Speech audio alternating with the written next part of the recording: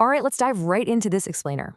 Today, we're going to completely demystify the domain name system by tracking the journey of a single solitary data packet.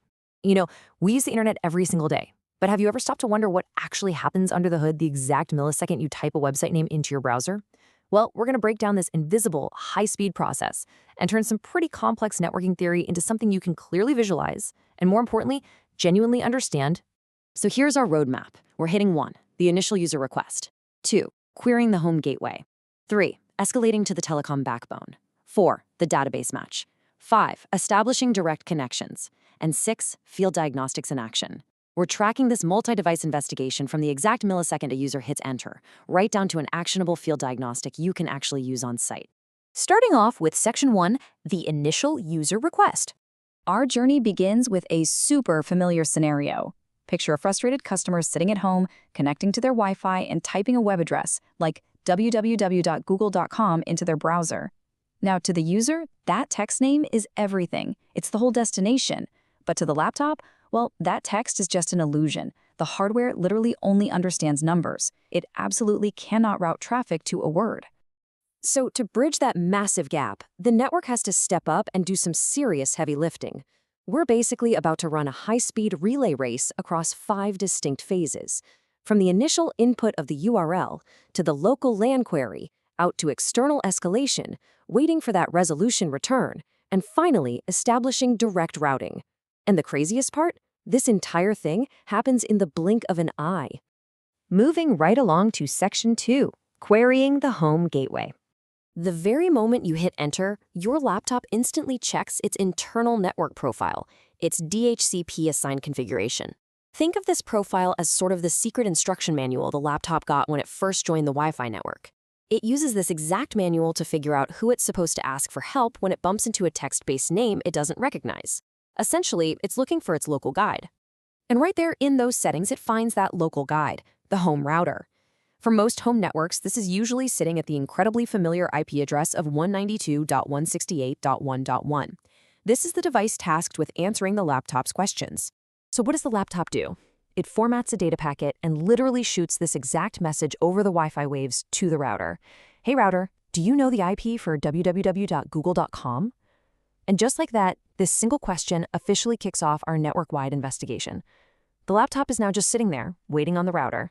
Which brings us to Section 3, escalating to the telecom backbone. Now, the absolutely crucial point here is that home routers are really small devices. They just don't have the memory or the processing power to store gigantic directories containing millions upon millions of global websites. It's just not going to happen. Recognizing its own physical limits, the router immediately shifts its focus to its WAN port, the wide area network link. It basically says, okay, my customer needs this numeric IP right now, and it blasts that packet right out of the house and down the fiber line. So where exactly does that packet go? Well, it targets the massive global database of the telecom provider's DNS server. Or it might hit a major public resolver, just like this highly recognizable one, 8.8.8.8. The request has now completely left the local home network and is flying at light speed through the telecom backbone. Section 4, the database match. Deep inside that telecom backbone, the massive DNS server catches the packet and instantly scans its vast digital ledger. It's hunting for a match for www.google.com.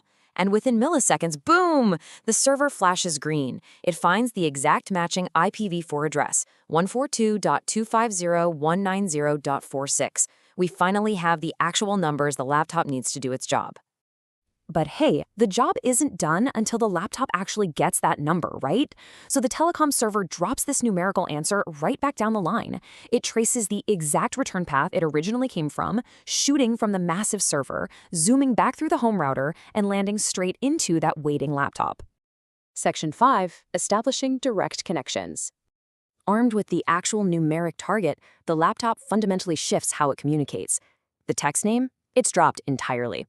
The laptop's internal routing engine tosses that www.google.com illusion right out the window. Instead, it builds a steady, direct stream of data packets addressed directly at 142.250.190.46. And the result? The web page pops up instantly on the user's screen. The network has successfully done its job. This matrix here beautifully summarizes the entire architecture of the DNS lookup we just walked through. It tracks the actor, the technical action, and the exact data exchanged at every single phase. From the user typing the URL, to the laptop asking the router escalating to the WAN, the DNS returning the IP, and finally the laptop establishing that direct routing. It's the whole shebang in one view.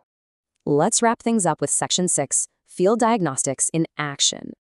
Okay, imagine you're sitting there with a totally frustrated customer and the internet just seems entirely broken. Pages won't load, and of course, the user is blaming the Wi-Fi. It happens all the time.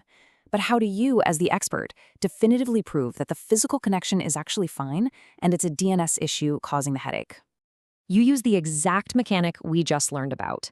You completely bypass the entire DNS relay race by typing the numeric IP, like 142.250.190.46, directly into the browser's address bar. If the Google homepage loads perfectly using the number, but totally fails when you use the text name, well, congratulations! You have successfully isolated a DNS configuration fault.